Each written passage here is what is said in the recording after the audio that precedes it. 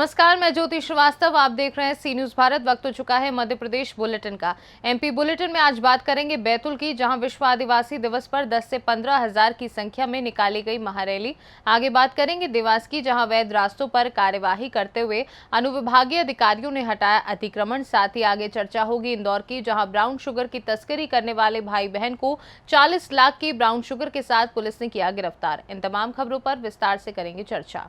आज विश्व आदिवासी दिवस पर आमला नगर के गोस्वामी लॉन और जम्बाड़ा रोड से होकर नगर के मुख्य मार्गों से होते हुए मेन मार्केट, पीर मंजिल, जनपद चौक, बिरसा मुंडा चौक, अंबेडकर चौक, पोस्ट ऑफिस, बस स्टैंड से होकर हवाई पट्टी तक महारैली निकाली गई, जहां रंगारंग कार्यक्रम भी प्रस्तुत किए गए और महरौली में आए तमाम लोगों के लिए भोजन की भी व्यवस्था की गई। विश्व आदिवासी दिवस के मौके पर आयोजित महारैली में अपनी वेशभूषा के साथ साथ शस्त्र हाथ में लिए जय घोष तथा आदिवासी नृत्य के मुख्य उद्घोष के साथ महारैली में करीब 10 से 15 हजार लोग शामिल रहे। आमला बैतूल से सी न्यूज संवाददाता सुमित महतकर की रिपोर्ट। खबर देवास से है, जहां सोनकच्छ राष्ट्रीय राजमार्ग 28 पर लोगों द्वारा अवैधानिक तरीके से मीडियन को तोड़कर बनाए गए अवैध रास्तों की शिकायत अनुविभागीय अधिकारी राजस्व संदीप शिवा को प्राप्त हो रही थी, जिसका संज्ञान लेते हुए उन्होंने तत्काल तहसीलदार अंजलि गुप्ता, नायब तहसीलदार दीपिका परमार को निर्देशित किया। तहसीलदार अंजलि गुप्ता द्वारा मौके पर पुलिस बल, हाईवे पेट्रोल की टीम द्वारा बनाए गए अवैध रास्तों को हटवाया गया। इन रास्तों के कारण हाईवे पर दुर्घटनाओं की संभावनाएं अधिक रहती थीं। जन सुरक्षा को देखकर ये कदम उठाया गया। आने वाले समय में भी निरंतर इस प्रकार की कार्यवाही जारी रहेगी। देवास से सी न्यूज संवाददाता साजिद पठान की रिपोर्ट।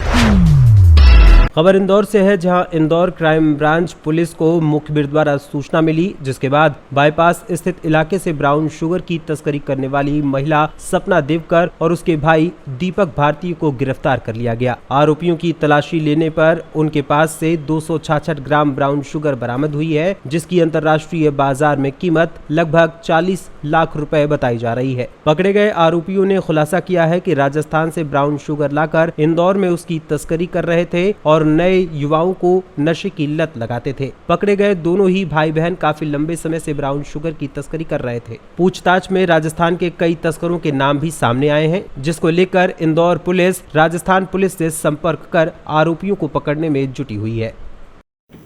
ऑपरेशन प्रहार के तहत लगातार ड्रग तस्करों पर हम लोग जो है कार्रवाई कर रहे हैं। इसमें मुखबिर की सूचना पर इसमें 2 लोगों को पकड़ा गया, सपना देवकर और दीपक भारती नाम के 2 लोगों को। ये यहाँ पे काफ़ी लंबे अरसे से बड़ी मात्रा में ब्राउन शुगर खपाने का कार्य कर रहे थे। इनसे अभी करीब 266 ग्राम लगभग 40 लाख रुपए की ब्राउन शुगर इनसे पकड़ी गई है और ये यहाँ पे डिस्ट्रीब्यूटर की तरह जो है सभी पेडलर्स को भारी मात्रा में माल उपलब्ध कराते थे। इस संबंध में इनसे पूछताछ की जा रही है और जितना भी इनका नेटवर्क है उस पर अग्रिम कार्रवाई करी जाएगी। कहाँ से लाए थे यहाँ? ये मुख्य रूप से जितनी ब्राउन शुगर यहाँ पे आ रही है वो राजस्थान तरफ से आ रही है, तो उसी कड़ी में ये भी लेकर आए हैं। अवैध मादक पदार्थ में लगातार देखा जा रहा है कि महिलाएं शामिल हो रही हैं, क्या कारण? इसमें ऐसा कोई विशेष कारण तो नहीं सामने आ रहा है और मुझे लगता है कि इसमें पारिवारिक तौर पर जो ठीहे चल रहे हैं उसमें जो है वो मैं देख रहा हूँ कि उसमें कहीं ना कहीं महिलाएं और पुरुष मिलकर उसको चला रहे हैं। तो इसमें जैसे भी इंफॉर्मेशन आती है उस हिसाब से चाहे महिला हो चाहे पुरुष हो उन पर कार्रवाई की जाती है। इंदौर से सी न्यूज संवाददाता सुरेश बैरागी की रिपोर्ट। इंदौर में लाडली बहनों को और सशक्त बनाने के उद्देश्य से पुलिस और प्रशासन की नई सराहनीय पहल के तहत क्षेत्र में गुंडे, बदमाशों, असामाजिक तत्वों और नशाखोरी करने वालों पर अंकुश लगाने के लिए लाडली बहना सेना का मार्च पास्ट इंदौर जोन 2 के विभिन्न थाना क्षेत्रों में निकाला गया। थाना परदेशीपुरा इलाके में लाडली बहना सेना ने मार्च पास्ट किया। लाडली बहना सेना में शामिल बहनों ने परदेशीपुरा थाना से मार्च की शुरुआत की और हाथों में नशे के खिलाफ तख्तियां लेकर अपनी आवाज को बुलंद करते हुए नशे के दुष्परिणामों के बारे में आम जन को अवगत कराया। थाना परिसर से निकाले गए मार्च को लेकर इलाके के एसीपी ने कहा कि सामाजिक बुराइयों को खत्म कर समाज में नशे के खिलाफ लोगों को जागरूक करना, साथ ही समाज में होने वाले महिलाओं और बच्चों पर अत्याचार के खिलाफ भी लोगों में जागृति पैदा करना इसका मुख्य उद्देश्य है। सर, लाडली बहना सेना आज मार्च पास्ट किया गया है, क्या इसका मोटिव है, क्या उसका उद्देश्य है? समाज में जागृति पैदा करना नशे के खिलाफ और जो सामाजिक बुराई हैं उनके खिलाफ और जो समाज में अपराध होते हैं जिनसे महिलाएं और बच्चियां प्रभावित होती हैं, उनके लिए जागरूकता पैदा करना कि वो रोकथाम हो सके। समाज और पुलिस मिलके और अच्छी एक समाज में शांति व्यवस्था कायम कर सके। कितनी महिलाएं शामिल हुई आज? अभी देखिए आप, ये तो खुद ये रैली में हैं और अपने अनुकूलता से आ रही हैं और जा रही हैं। इंदौर से सी न्यूज़ संवाददाता सुरेश बैरागी की रिपोर्ट। खबर रीवा से है, जहां सेना की ट्रेनिंग करके लौटे भोलगढ़ के लाल मनीष कुमार गौतम का रीवा प्रथम आगमन पर भव्य स्वागत किया गया और वो युवाओं के लिए प्रेरणा स्रोत बने। उनका स्वागत समस्त परिवार, सभी ग्रामवासियों के साथ साथ युवाओं ने बड़े ही जोश और उत्साह के साथ किया। सेना से लौटे जवान की रैली रेलवे स्टेशन से निकलकर उनके गृह ग्राम भोलगढ़ पहुंची, जहां ग्रामवासियों ने अपने लाडले को एक सैनिक के रूप में पाकर बहुत ही खुशी जाहिर की एवं उसकी प्रशंसा करते हुए आशीर्वाद प्रदान किया। पूरा गांव मां भारती के जय घोष के नारों से गुंजायमान था। सभी युवाओं ने संकल्प लिया कि अपने फौजी भाई मनीष गौतम के पद चिन्हों पर चलेंगे तथा वो लोग भी अपने माता पिता, गांव तथा देश का नाम रोशन करने के लिए अथक परिश्रम करेंगे। रैली में रजनीश गौतम, देवकी गौतम, सत्यनारायण गौतम, नरेंद्र गौतम, लक्ष्मीकांत चतुर्वेदी, पुष्पेंद्र गौतम, पवन कुमार शुक्ला, पंकज त्रिपाठी, पीयूष त्रिपाठी, विजय मिश्रा इत्यादि लोग शामिल रहे। रीवा मध्य प्रदेश से सी न्यूज़ संवाददाता अर्जुन तिवारी की रिपोर्ट। खबर मध्य प्रदेश के रीवा जिले से है, जहां पर कलेक्टर प्रतिभा पाल ने अपने पदभार को ग्रहण करने के 3 महीने बाद मंगलवार को होटल सेलिब्रेशन में त्रैमासिक बैठक का आयोजन किया, जिसमें कलेक्टर ने जिले के विकास एवं समसामयिक विषयों पर और अन्य योजनाओं के संबंध में पत्रकारों से बातचीत की। इस दौरान कलेक्टर प्रतिभा पाल ने विभिन्न जिलों में अपनी तैनाती और कार्यों को गिनाया, वहीं पत्रकारों से भी विचार विमर्श किया। इस दौरान जनसंपर्क विभाग के अधिकारी और जिले के वरिष्ठ पत्रकार मौजूद रहे। आइए आपको सुनाते हैं कि आयोजित बैठक के दौरान कलेक्टर प्रतिभा पाल ने शासन प्रशासन की योजनाओं को बताते हुए क्या कुछ कहा और पत्रकारों ने क्या कुछ सुझाव दिए। 3 महीने के बाद की अगर हम लोग जिले की बात करें तो जो मोटा अभी तक हमारे खुद की अंडरस्टैंडिंग डेवलप हुई है डिस्ट्रिक्ट के लिए, उसमें 2-3 चीज़ें महत्वपूर्ण जो इस पूरे जिले में अभी तक 3-4 महीनों में समझने का हम लोगों ने प्रयास किया है कि ये प्रीडोमिनेंटली जैसे भी मध्य प्रदेश के और जिले हैं अपना एग्रीकल्चर बेस्ड जिला है, और आप सभी लोगों ने जो पिछले 10 सालों में जो परिवर्तन देखा होगा सिंचाई सुविधाएं बढ़ने से, और ये एक प्रूवन फैक्ट है कि सिंचाई सुविधाएं बढ़ते ही एग्रीकल्चर अपना बेटर होता है। अपने यहाँ जो एक फसल लेते होंगे वहाँ 2 फसलें आने लग गई, और जो और थोड़े प्रगतिशील कृषक हैं वो 3 फसलें भी लेने लग गए हैं, जहाँ पानी की हमारी वर्ष पर उपलब्धता है। तो इसीलिए अभी अपने यहाँ महत्वपूर्ण इरिगेशन की प्रोजेक्ट चल रहे हैं। नई गढ़ी माइक्रो इरिगेशन उसमें इम्पॉर्टेंट है, अपना लगभग 25,000 हेक्टेयर का एरिया लेगा, और वो प्रोजेक्ट 2025 में समाप्त होगा। लगभग 10,000 हेक्टेयर एरिया अपना ऐसा होगा जो अभी अक्टूबर तक सिंचित हो जाएगा। तो आने वाले समय में उस एरिया में पानी रहेगा। ऐसे ही अपने 2-3 एरिया जो छूटे हुए हैं, हालांकि मऊगंज नया जिला बन चुका है, लेकिन मऊगंज और हरबना का क्षेत्र जो अपना एक छूटा हुआ है, और एक एरिया अपना जवा और त्योथर का पार्शली एरिया छूटा हुआ है। तो आने वाले समय में रीवा जिले में सभी की प्रायोरिटी है, चाहे वो पॉलिटिकल लीडरशिप हो या एडमिनिस्ट्रेटिव लीडरशिप हो, कि आने वाले समय में ये जो 2 मेजर एरियाज हम लोगों के छूटे हुए हैं, इस एरियाज में भी हमारा इरिगेशन का कवरेज हो जाए। तो एक दोनों जगह वैसे डीपीआर बनने का काम चल रहा है, तो हम लोग ये उम्मीद कर रहे हैं कि जैसे ही डीपीआर बनेगा तो अगले 1 से 2 साल में रीवा उन जिलों में शुमार होगा जिसका लगभग 90 से 92% का एरिया सिंचित रहेगा। और जब हम लोग सिंचाई की बात करते हैं तो 90% अगर प्लस रहता है तो लगभग उसको 100% ही सिंचित जिला मान लिया जाता है। आप लोगों ने, आप सभी लोग, क्योंकि पत्रकार सभी लोग बाद में हैं, सभी रीवा जिले के रहने वाले हैं, यहीं पले बड़े हैं, यही जन्म हुआ होगा। आपने अपने कई सारे लोग होंगे जो गांव से शहर में शिफ्ट हुए होंगे, फैमिलीज पहले गांव में रही होंगी, तो आपने खुद ये चेंजेस देखे होंगे कि कृषि जब उन्नत होती है तो अपने यहाँ इकोनॉमिक एक्टिविटीज बढ़ती हैं। अपने यहाँ जो इकोनॉमिक एक्टिविटीज हैं वो भी कृषि पर आश्रित अभी ज़्यादा है। अगर हम लोग एमएसएमई के उद्योगों की बात करें तो अपने यहाँ राइस मिल्स की प्रचुरता है, और अभी भी जो डिमांड है एमएसएमई में वो राइस मिल्स की खूब है। वेयर हाउसेस खूब बने हैं रीवा में पिछले कुछ सालों में।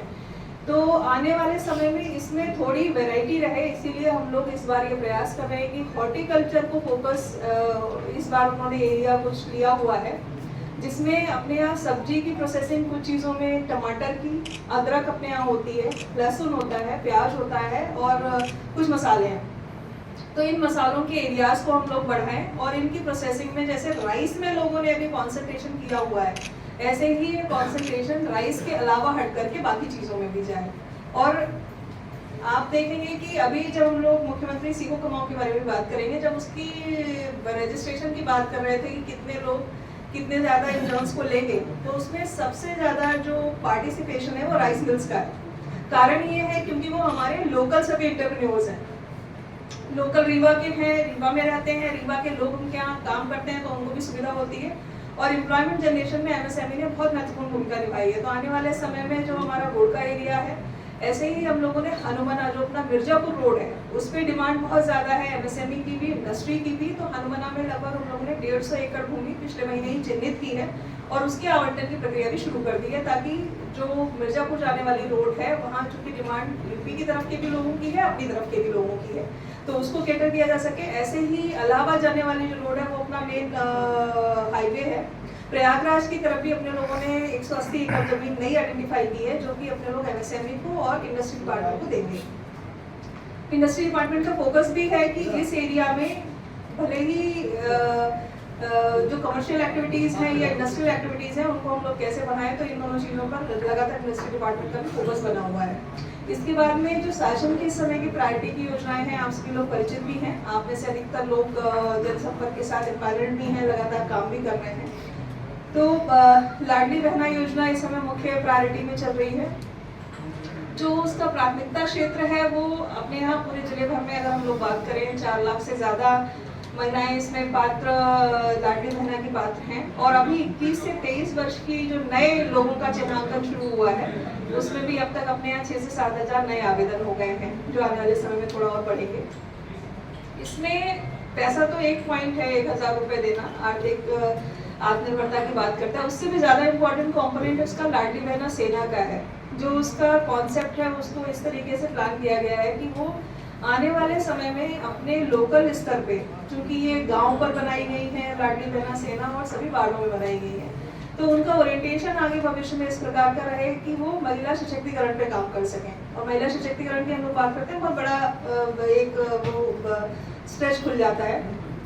तो रीवा जिले में हम लोग 2 चीज़ों पे फोकस कर रहे हैं कि लाडली बहना सेना 2 चीज़ों में काम कर रहे हैं। अगर किसी भी गांव में पढ़ने वाली बच्ची को पढ़ाई को लेकर के कोई दिक्कत हो, कई बार ये होता है कि 10वीं 12वीं के स्कूल आसपास है तो घर वाले जाने देते हैं, लेकिन जब ग्रेजुएशन की बात आती है तो ये सोच करके कि ब्लॉक स्तर जाना होगा या कहीं और जाना होगा तो ना बोलते हैं। तो इसमें ग्रुप करना, बच्चे ग्रुप कर लें आपस में, तो इस तरीके की चीज़ों को लाडली बहना सेना बात करे, आपस में चर्चा करे, लोगों को कन्विंस करे। और अपने सभी के वाद विवाद, विषय, मत मतांतर सब जगह हो सकते हैं, लेकिन घरेलू हिंसा नहीं होनी चाहिए। तो ये 2 विषय ऐसे हैं जो लाडली बहना सेना के लिए हम लोगों ने रीवा में टेकअप किए हैं, जो आगे चलकर उनके लगातार ओरिएंटेशन होंगे। और जो इसमें महिलाओं का कवरेज है, महिलाओं की जो उपस्थिति है वो लगातार बढ़ रही है। और इसी प्रकार से जो दूसरा इम्पोर्टेंट अभी मुख्यमंत्री सीखो कमाओ का एक नया योजना शुरू हुआ है जो लगभग अपनी परिणति पर है। और इसमें रीवा जिले से हर एक बेसिकली ये 2 लोगों को लेकर के इस योजना को प्लान किया गया था कि अपने यहाँ जितनी भी इंडस्ट्रीज़ हैं या जितने भी कॉमर्शियल एक्टिविटीज़ हो रही हैं, कॉमर्शियल एक्टिविटी किसी भी प्रकार की हो सकती हैं, इसमें हम लोगों ने किया था कि ऐसी एजेंसीज को आइडेंटिफाई किया, ऐसे एस्टेब्लिशमेंट को आइडेंटिफाई किया जिनके टर्नओवर 5 करोड़ से ज़्यादा थे और 10 करोड़ से ज़्यादा थे। और उसमें फिर वो कितनी वैकेंसीज अपने यहाँ दे सकते हैं जिसमें अपने यहाँ के बच्चों को इंटर्नशिप के लिए लाया जा सके। और इंटर्नशिप भी ऐसी जिसमें कि जो प्रतिष्ठान है उनको खाली 25% पैसा देना है। मान लीजिए 8,000 रुपये मैक्सिमम अगर दे सकते हैं तो उसमें से 25% 2,000 रुपये संबंधित प्रतिष्ठान देगा और बाकी पैसा 75% गवर्नमेंट पे करेगी। अब फायदा इसमें दोनों लोगों के लिए विन विन सिचुएशन है कि प्रतिष्ठानों को भी कम कीमत पे इंटर्न मिल रहे हैं और इंटर्न सिर्फ सीखते नहीं हैं, कुछ ना कुछ कंट्रीब्यूशन आपके काम में करते ही हैं। दूसरा, बच्चों के लिए बहुत अच्छा है कि उनको इंटर्नशिप तो मिल ही रही है। जो अच्छे आप देखिएगा कि 10 लोगों को जब हम काम पे रखते हैं, भले सिखाने के लिए रखते हैं, अगर उन 10 में से 3 लोगों ने बहुत अच्छी मेहनत की, अच्छा सीखा, अच्छा रिस्पॉन्ड किया, अच्छे इनपुट्स दिए, तो लोग उनको कंटिन्यू भी कराते हैं। तो ऐसे लोगों का परमानेंट जो एम्प्लॉयमेंट जनरेशन है, परमानेंट इन एक्टिविटीज़ में बच्चों की जो संबद्धता होगी वो होगी। रीवा में लगभग 1098 के आसपास नई वैकेंसीज जनरेट हुई हैं और जो बच्चों ने रजिस्ट्रेशन कराए हैं उनकी भी संख्या काफ़ी अच्छी है। रीवा मध्य प्रदेश से सी न्यूज़ संवाददाता अर्जुन तिवारी की रिपोर्ट। फिलहाल के लिए एमपी बुलेटिन में बस इतना ही। देश दुनिया की तमाम खबरों को जानने के लिए देखते रहिए सी न्यूज़ भारत।